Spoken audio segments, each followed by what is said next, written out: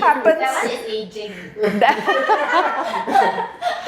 AGING. So, you always hear people saying like, okay, that's not ADHDing, that's aging, but how much of that is affecting you on a day-to-day? We will all have periods where we...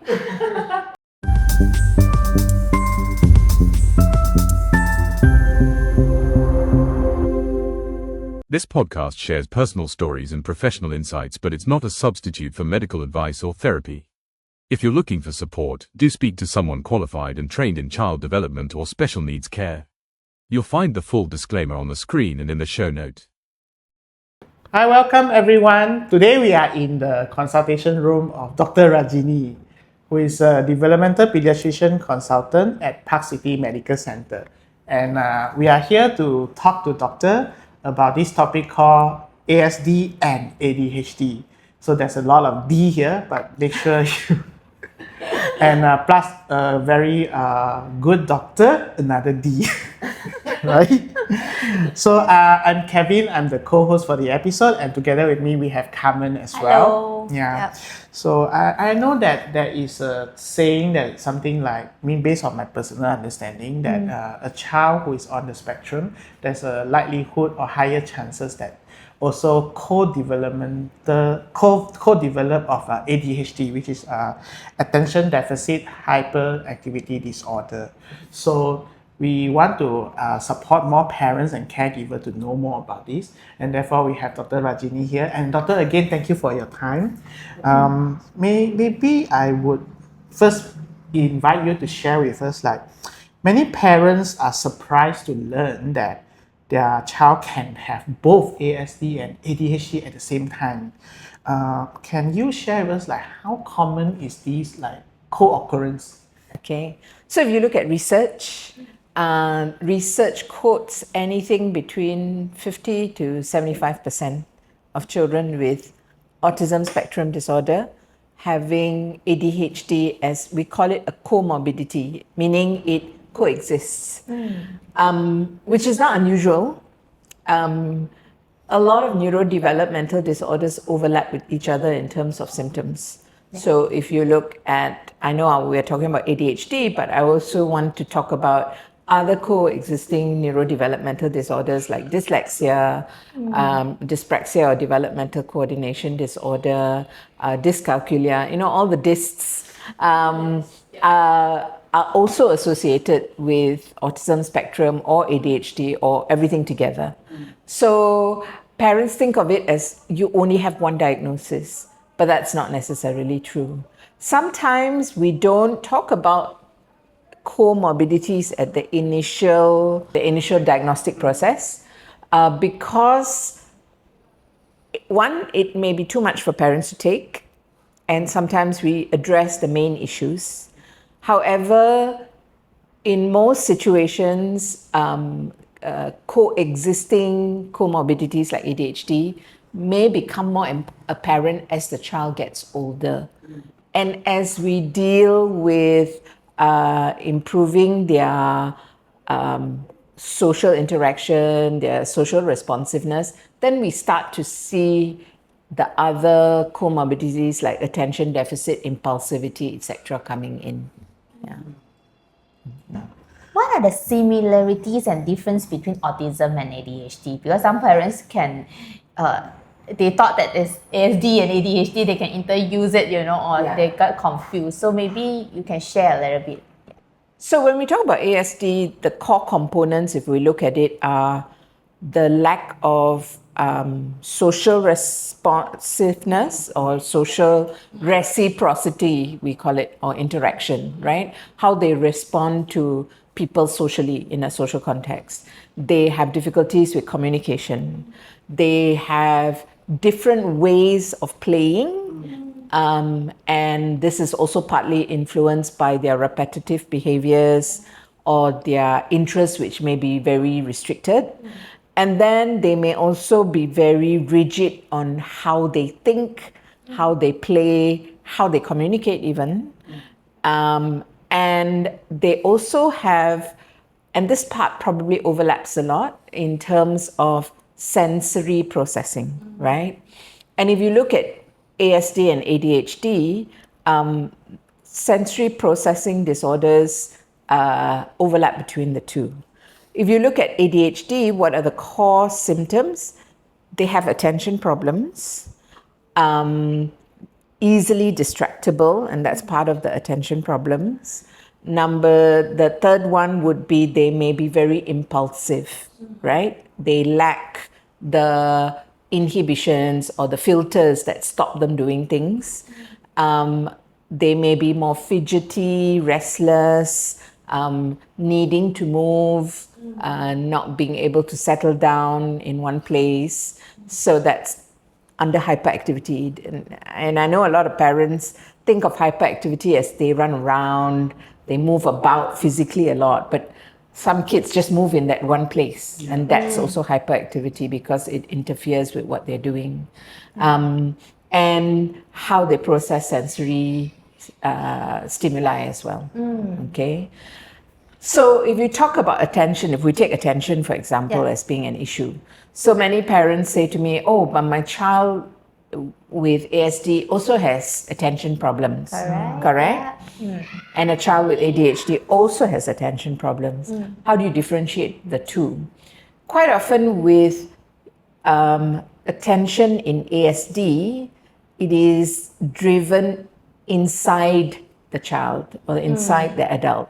So they tend to be very fixated on something, a certain thought, a certain activity, that they are able to block out the rest of the world, right? Yeah. So they become so focused on that one thing that they cannot process what's going on around them, right? Usually, and that's in ASD. In ADHD, you also have hyperfocus, but it may not be so intense. And usually, it is the attention issues are more externally visible, meaning they may be more distracted by external factors or external stimuli. So they're doing something, but something else happens and they're interrupted, right? And then they cannot come back to it, right? At the same time, they may have hyperfocus. So during a task that they like or an activity they like, they may be able to focus very well and complete that activity. But still, you will notice that they are still a little bit distractible, as opposed to the child with ASD who is so intensely focused on their thought that it can be very difficult to distract them from that. So one is more intrinsically, internally driven. One you can see more externally being an issue. So, am I confusing you? No, I think that's very clear. But remember that there will be overlaps. Yes.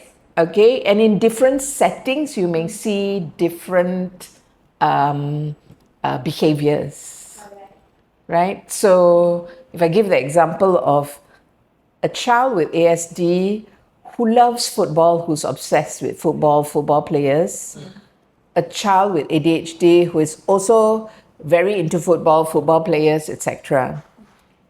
The child with ASD may find it difficult playing football even though they love football, because internally in their mind, they may be perceiving that how we play football should be the way how Barcelona play football, if they're obsessed with Barcelona. So when they're out in the football field, it may be difficult to shift their brains to playing football because of that reason. Hey, he's not passing the ball the way so-and-so passes the ball. Maybe giving a bit of an extreme example, but I'm trying to show you. Whereas the boy with ADHD, he's not so obsessed with that particular part of football. But while playing football, his friend is trying to hit the ball to him, but over there he sees a Ferrari car and hey, that's so beautiful. Do you know what I mean? Correct. Yeah. So I hope that gives... Yeah, it's a very clear illustration of the differences. But it's also why it's not so easy to spot that this child actually have deficit in attention, and it's a concern that it could be ADHD coexisting in the first place. Yeah. Look, I know that ASD we have three levels, like level 1, 2, 3. Is ADHD also classified in different level? So it's classified according to how much it affects you functionally, right?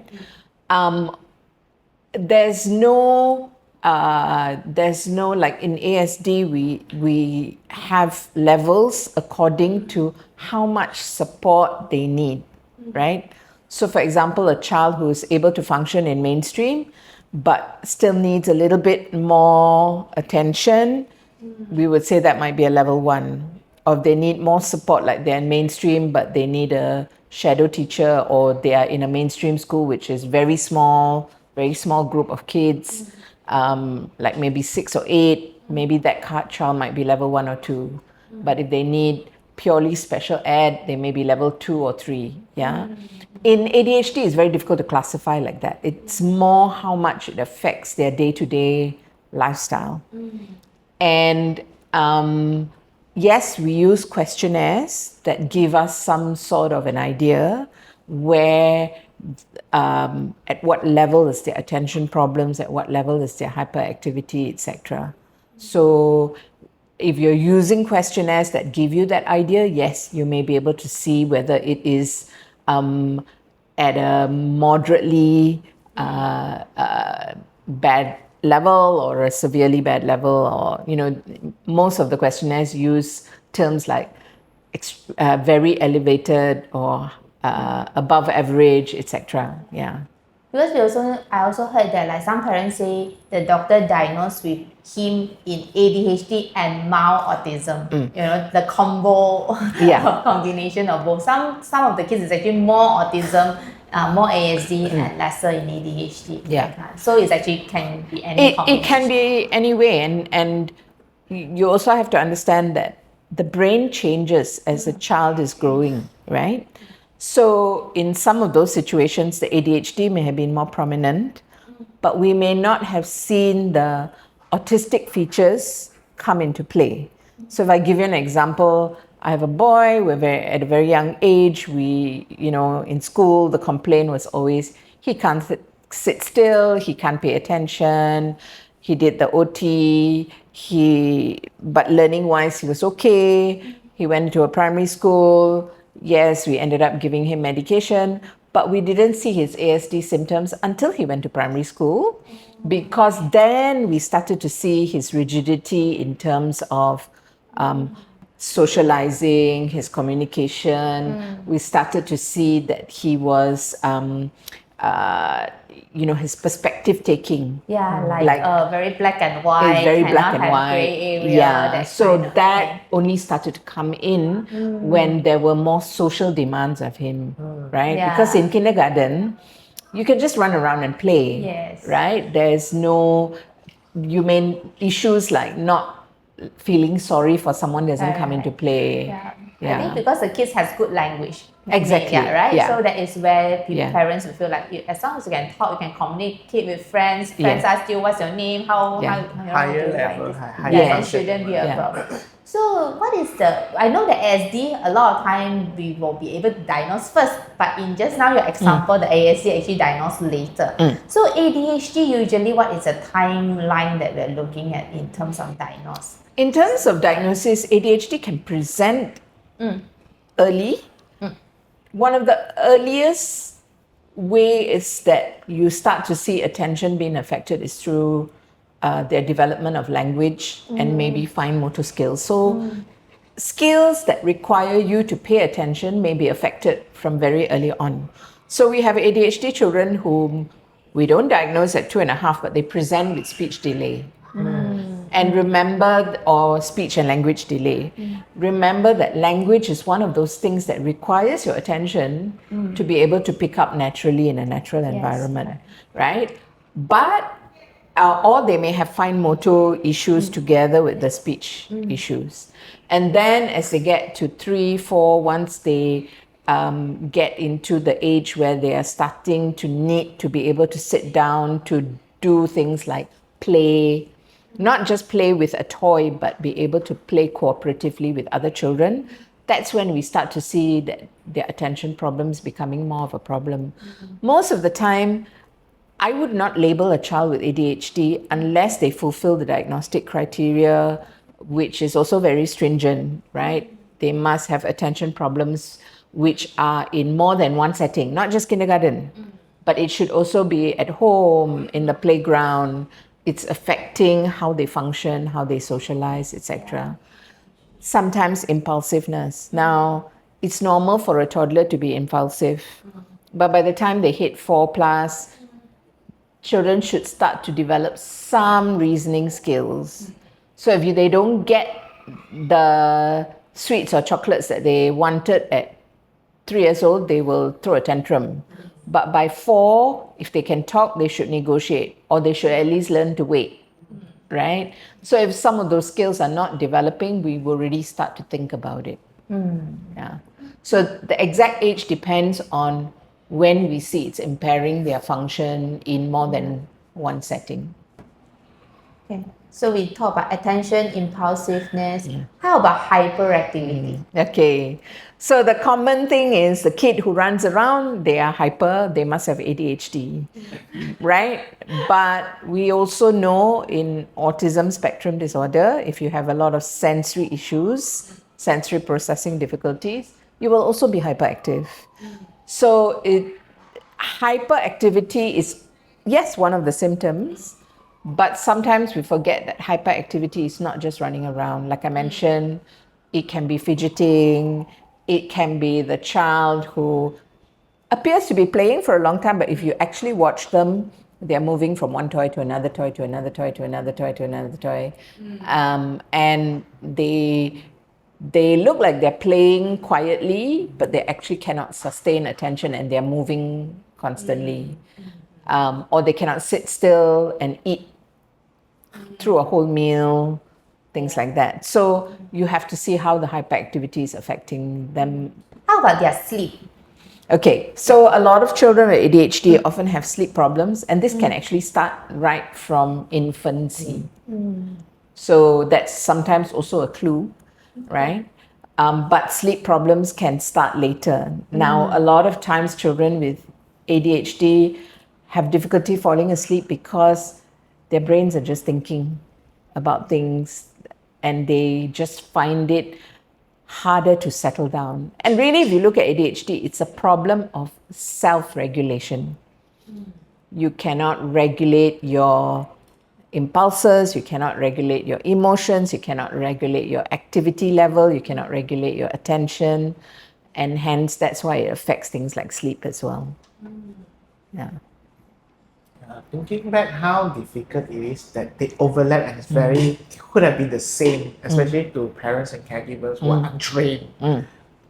Take my son for example. I was thinking as you were explaining, doctor, you haven't seen my son, but everything you describe is like you have seen him many times already. I wouldn't know that he had kind of like ADHD symptoms, but as he was growing up, then I start to realize that he can't sit still.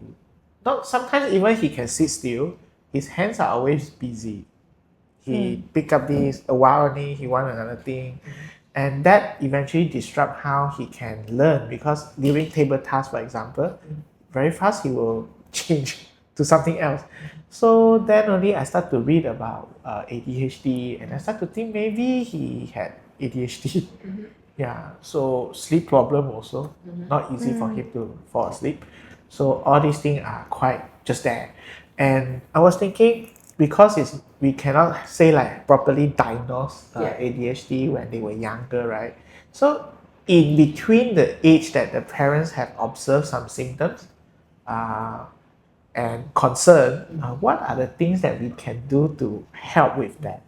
And I think that's very important, because quite often parents think that, oh, ADHD means I have to go and get medication.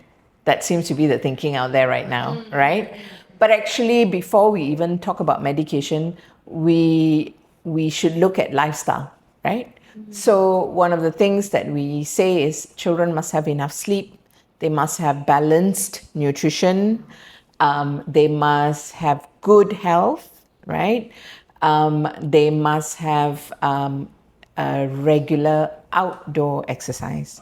So if I go sleep, and this is a big problem in Malaysia, right? Our kids go to bed late and they wake up early or later than what we would say is healthy. And there is a lot of evidence that, sleeping early is important, and sleeping for a good duration is important for you to be able to have good attention for learning and cognitive development the next day. And we know that the timing of sleep is important as well. So we talk about, growth and sleep. It's not just about growing tall, but a lot of growth factors are released in your brain as you go into deep sleep, right? And the timing is such that our bodies are programmed such that the peak of the growth factors being secreted is around midnight or just before. But it takes kids 1.5 hours to fall asleep into deep sleep. So that means the latest they should go to sleep is actually 9:30 or so, to allow those maximum growth factors to happen. And these growth factors, not just for growth of bones, but all your organs in your body, including your brain, right? So sleep is very important. But you won't be sleepy if you haven't had enough exercise in the day, right? And exercise in the day involves exercise outdoors as well, because our kids spend a lot of time indoors. The brain doesn't know what is day, what is night sometimes. So that can also cause sleep problems, right? So exercise is also important for regulation, right? And it's for all of us, not just for kids. And WHO recommendation is that children should have 45 minutes to an hour of outdoor play every day. Every day. Wow. Okay. Not so simple. Right. I mean, maybe they might have 20 minutes in school, they go out for PE. That's if they go outside. If they don't go outside, you must make sure they go outside. And outside doesn't mean I sit in the car and that is outside. Shopping mall also doesn't count because you cannot tell the day. Yeah, porch. If you have an outdoor porch, fine, right? But if you're covered by glass, that stops certain UV lights from coming through. So these are important things that you can control. The next thing is balanced nutrition, making sure they have enough vegetables, fruits, which are where the minerals and the vitamins are, which are also necessary for food. And we know vitamin D is also important for attention and learning and behavior, not just for growth. So that comes from food and sunlight as well. So if you have worked through all this and you see that, okay, I've done all this, but my child is still very fidgety, my child still cannot focus on things, maybe we need to be looking at, could this be ADHD? Right? Okay. Yeah, we found that letting him do exercise like running around and swimming helps to make him less active. Yeah, and easier to absorb instruction. But then still, we cannot do swimming every day. So the impulsivity and the lack of attention is almost always presenting as a challenge for learning, for example. And when we discussed with doctor, we were told that, okay, before 6 years old, we cannot do any diagnosis. And even medications, before 6 years old, you cannot give any medication. So it's like, what does it mean? Does it mean that we have to just stick it up from 4, 5 until 6, then only we can do something about it? So that was my concern and thoughts. I think this is where the behavioural strategies come in. So if we know the child has shorter attention, then we need to break up his learning into chunks and give him regular breaks where he can go and recharge and come back again. It's almost like your phone is dying, right? Then you have to keep plugging in, fast charge, ever so often, right? So in a way we say that, because then at least that short period that they're focused, they're learning something. So why did the doctor say before 6 we wouldn't really want to be firmly diagnosing it, is to give him a little bit more time and to see if behavior strategies help him. And once behavior strategies help him, like say we give him work for 10 table task 10 minutes, break for 10 minutes, table, if after a while we can increase it to 15 minutes, 10 minutes, 15 minutes, 10 minutes, and then it goes on and on and on, we are training the brain to develop attention. So maybe we don't need medication. Yeah. Or maybe finally the brain kicks in and, a child can sit for half an hour. We say, actually, that's normal attention span, right? And it may not be ADHD, but it's taken him longer to develop that attention, right? So we also want to give them time before we label them. Because I think now people are too quick to label. Yeah. And there are practitioners out there who I know are using medication in children who are below 6 years old, Yes. right? Yeah. But actually the evidence and the recommendation is that in preschoolers, so under 6, behavior strategies should come in first. Reason being, there's more side effects with medication the younger you are. I see. And so medication is not considered a first line strategy. Yeah, so behavioral intervention Yes. is a better support Exactly. for this kind of challenges. Yes. Yeah. Okay. So is there like a way that is different, how different ADHD affect children on the spectrum than people with just ADHD? If they truly have ADHD, I mean, how ADHD affects children will vary from child to child, depending on their home life, circumstance, etc. Right? And for example, a child with ADHD who's in a small learning environment or a school, we may not rush into need to give medication because there are less complaints from the teacher. Yeah, correct. Right? Yeah. Or we may not need to have to rush in with too many behavioral strategies because, like I have a boy who goes to a very small primary school where the teacher doesn't see this as a problem. But when he was in a previous school where there were 40-something kids, gosh, it was a big problem. Right? So it's going to be different even with a child with ASD, right? Yeah. And that's the same way we say you meet one child with autism means you met that one child with autism. It's the same with ADHD, right? So it's going to be different for different kids. So a child who has autism and ADHD, they will typically be more diverse range of the spectrum. Yeah, I cannot give you a one size fit all to describe it. Yeah. But like I said to you before, just because the child is not moving around doesn't mean he has no ADHD.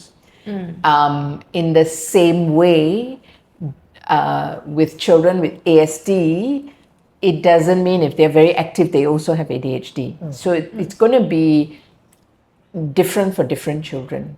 But I think one of the red flags should be if you've put in behavior strategies and it's still not working, we have to ask ourselves why, and we should be exploring, does this child have comorbid ADHD, and are we doing enough behavior strategies to address the ADHD, not just the ASD part of it. Okay. Will the coexistence of ADHD also makes the child like more at risk, like safety-wise, for example? Most of the time, that's our biggest concern with children with ADHD. It's that whether you have ASD or not, is that impulsiveness, right? Because that impulsiveness can put them in danger, whether it's a physical danger or a social danger. That is always our biggest concern because of that lack of filter of being able to self-check, self-regulate to stop them from doing what they want to do, so to speak. So when you say social danger, do you mean like there is they don't know how to have like a boundary and they can be quite straightforward in saying things? Yeah. So if you have a combination of, and that's why we say there's a lot of overlap. Say you have a child with ASD who already has difficulty picking up cues, social cues, right? I give you the example of queuing up, say in McDonald's or any fast food. You're queuing up for food, and you can see the waiter is harassed and the waiters not making eye contact with you, etc., because they're busy. But you're standing in front of the line.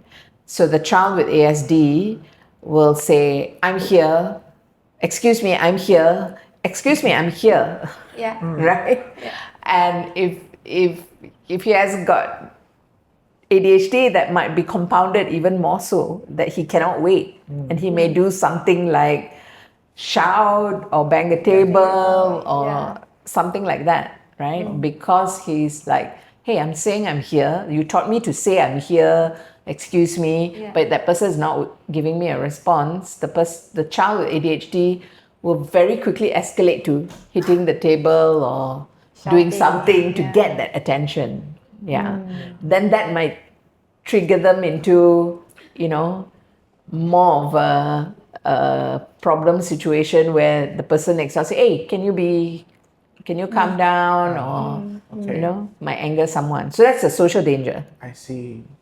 Right? In that sort of social setting. Some people will say, well, is that dangerous? Yes, because if you get physical, then the likelihood is other people get physical with you, right? Yeah. Or someone will report you to the police. Or just record and put on social media. Exactly. I also come across kids that actually they have maybe in terms of action they are not that hyper, but in terms of mouth talking and speaking, they really can't stop. So is that considered ADHD? Yeah. So one of the symptoms of hyperactivity is actually interrupting conversations. Hyperactivity, impulsivity go together. Number 2 is talking non-stop.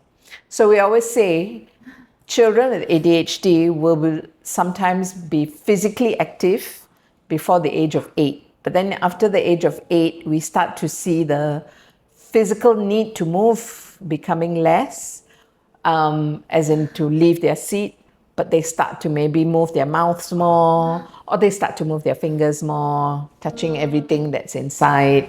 Yeah. Okay. Yeah. All right, that is. It's also possible that it's a thought that keep racing and changing.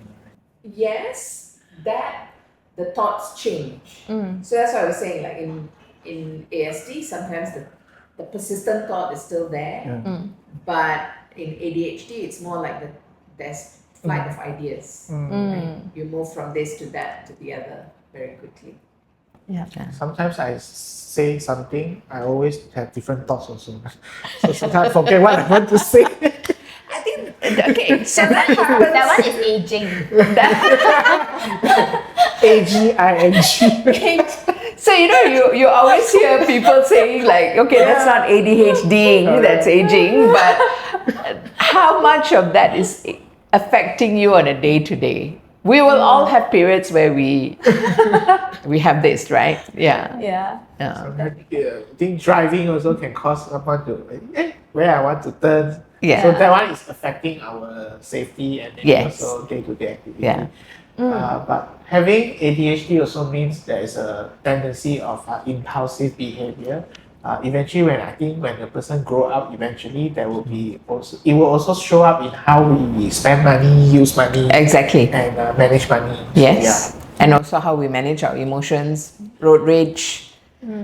So you are a financial coach. So you actually met people who are ADHD, and you can see the spending Impulsivity behavior. is there. Yes. Yeah. Yeah, And- because Correct. that's part of self-regulation, Correct. right? And then they may move their money from account A to account B. Impulsivity. Okay. Yeah. I didn't know that. Interesting. Interesting. What else that they would do? But the damage is actually in spending when you don't have the good self-control. Yeah. And actually not lack of self-control, it's the impulsivity that triggers us to always spend on things that we really in the moment we thought we need and whatnot. So sometimes it will build up in our loan, credit card outstanding. Yeah. So that can be a way that it affects us. Yeah. Cool. So yeah, I think a lot of parents may be waiting for us to talk about medication, and we actually have another episode that we will discuss. We'll talk more about medication with doctor. Yeah, so maybe we can summarize a bit. What doctor suggests is actually if our kids has ADHD and ASD, right? I think what doctor suggests just now was very clear. more exercise, good sleep, Outdoor. sleeping, good diet, Outdoor. more exercise. Yeah, all these are the few And have a structure to your day. and structure. Yeah. Routine, a good routine. In our day. So these are a few things that we can actually, parents can start doing before go into medication. I think if we notice that the child is difficult to concentrate or moving around or whatnot, sometimes we get feedback from school, right? The children is naughty, so they will get labeled as naughty. But for parents, maybe we want to be a bit more aware that okay, these could be present as symptoms that the child is struggling with the symptoms of ADHD. So we want to find out how support can be given to them instead of placing the blame on the child of purposely being naughty. I think it's very common. Yes. So parenting a child with ASD itself is not easy. When you add ADHD to the equation, it can be even more exhausting for the parents. What advice would you give parents who feel overwhelmed so that we can feel a bit better supported or whatnot? I think first thing is you need to take care of yourself. If you can't, it's a bit like the oxygen mask in the plane, right? Put the oxygen mask on yourself first before you put the oxygen mask on your child. In whatever situation, if you are not well regulated yourself, don't expect your child to be well regulated. Children mirror our emotions, children mirror our energy levels, and children mirror our mood. Especially children who are with you all the time, right? And emotionally connected with you. That's just the way it is, right? And it's a good thing to be emotionally connected, but that also means you have to take care of yourself. And quite often you will see that when you are calm, when you are regulated, so are your children. All right? So that's the first thing. Making sure that you have enough sleep, you have enough exercise, you have enough a good healthy diet.